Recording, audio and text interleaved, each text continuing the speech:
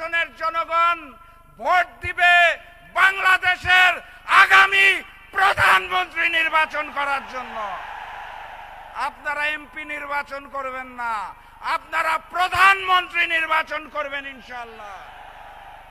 কথাবার্তা পরিষ্কার। ডাক্তার শফিকুর রহমান বলে দিয়েছে ঐক্যবদ্ধ বাংলাদেশ। আমরা সেই ঐক্যবদ্ধ বাংলাদেশ, আমরাই বাংলাদেশ, বাম বিএনপি বনাম ঐক্যবদ্ধ বাংলাদেশ।